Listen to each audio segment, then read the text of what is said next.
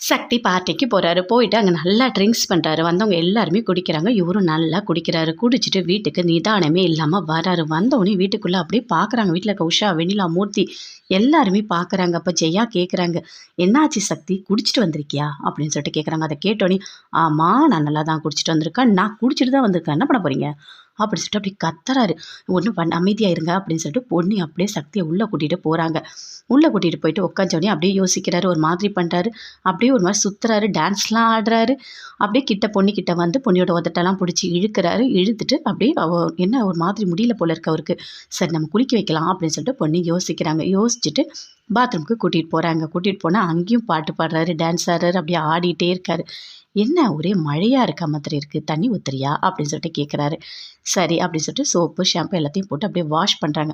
அப்பயும் விளையாடிக்கிட்டே இருக்காரு. இதெல்லாம் பார்த்துட்டு பொன்னி அமைதியா தான் இருக்காங்க. பொன்னி பாத்ரூம்ல சோப்பு எடுக்குறாங்க. எடுக்கும்போது தெரியாம கீழ விழுந்துடுச்சு. அத அப்படியே கால வச்சு விழுந்துட்டாங்க. அப்படியே புடிக்கிறாரு சக்தி. புடிச்சிட்டு அப்படியே பார்க்குறாரு. பார்த்துட்டு என்ன மழையெல்லாம் பெய்ற மாரி இருக்கு அப்படின்னு சொல்லிட்டு பார்த்துட்டு ரொமான்ஸ் பண்ணிட்டு இருக்காரு. அத அப்படியே பொன்னி பார்த்து ரசிச்சிட்டு இருக்காங்க. ஜெயா பயங்கரமா ஃபீல் பண்றாங்க. என்ன சக்தி இப்படிலாம் பண்ணிட்டு இருக்கான்? இப்படியா குடிக்கிறது? அதுவும் இந்த அளவுக்கா? இந்த மாரிலாம் பண்றவன் கிடையாதே! என்ன ஆச்சு அவனுக்கு? அப்படின்னு சொல்லிட்டு சந்திரசேகர் கிட்ட கேட்குறாங்க.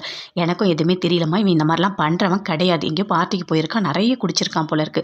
காலையில அவன் தெளிஞ்ச நம்ம கேட்கலாம். எதுவா இருந்தாலும் பேசலாம். இப்ப அமைதியா இரு. நீ அதையே யோசிச்சுட்டு மனச போட்டு எதுவும் குழப்பிக்காத அப்படின்னு சொல்லிட்டு சந்திரசேகர் சொல்றாரு. இருந்தாலும் எனக்கு ரொம்ப கஷ்டமா இருக்குங்க அப்படின்னு சொல்லிட்டு இருக்காங்க ஜெயா. மூர்த்தி, வெண்ணிலா, உஷா 3 பேருமே சேர்ந்து பேசிட்டு இருக்காங்க. என்ன இது? இப்படி சக்தி குடிச்சிட்டு வந்திருக்காரு அப்படின்னு சொல்லிட்டு. ஆமா, மாமா இந்த மாரிலாம் பண்ணதே இல்லையே! வருவாரு, குடிச்சா கூட படுத்துருவாரு. இது என்ன இவ்ளோ குடிச்சிருக்காரு? என்னாச்சு அவருக்கு? அப்படின்னு சொல்லிட்டு வெண்ணிலா, உஷா எல்லாருமே கேட்குறாங்க. தெரியலையே! நாளைக்கு தான் தெரியும். அவரு சரியானா தான் கேட்க முடியும் அப்படின்னு சொல்றாங்க. என்னதான் இருந்தாலும் பார்க்கவே ரொம்ப கஷ்டமா இருந்தது. எப்படி கத்துறாரு? ஐயோ கடவுளே! அப்படின்னு சொல்லிட்டு வெண்ணிலா பயங்கரமா ஃபீல் பண்ணிட்டு இருக்காங்க.